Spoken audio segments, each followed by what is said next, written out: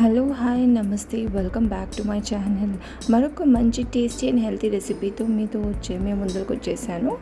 ఇది చోలే మసాలా అండి.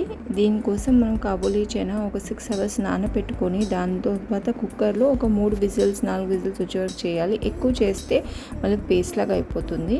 అలాగే నేను సైడ్లో మిక్సీ జార్లో ఉల్లిపాయ టమాటా మిక్సీ చేసుకుంటాను మన గ్రేవీ కోసం. దాని తర్వాత ఇక్కడ నేను ఆయిల్లో హోల్ మసాలాస్ అన్నీ వేసిన తర్వాత దాంట్లో ఉల్లిపాయలు వేసేసి ఉల్లిపాయలు కొంచెం మగ్గాక దాంట్లో అల్లం వెల్లుల్లి పేస్ట్ పసుపు వేసి దాని తర్వాత ఇందాక నేను మిక్సీ పట్టిన పేస్ట్ని దీంట్లో వేసేసి లైట్గా వాటర్ పోసుకోవచ్చు. మనకి ఎంత థిక్నెస్ కావాలి గ్రేవీది చూసుకొని.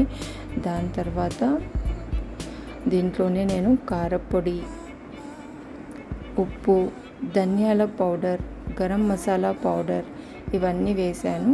ఆల్రెడీ గరం మసాలా మనం వేసాము, కానీ లైట్గా గరం మసాలా పౌడర్ కూడా వేస్తే టేస్ట్ బాగుంటుంది. బికాజ్ ఇది మనం చోలే మసాలా అన్నాం కదా. సో ఇవన్నీ వేసేసి బాగా మిక్స్ చేసి ఒక 1-2 minutes అలా కుక్ అవ్వనివ్వాలి.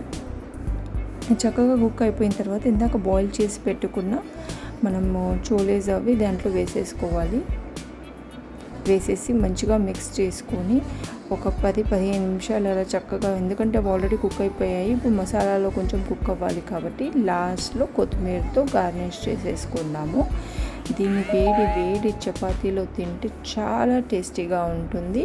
చాలా తొందరగా కూడా అయిపోతుంది, పెద్ద ప్రాసెస్ ఏం కాదు.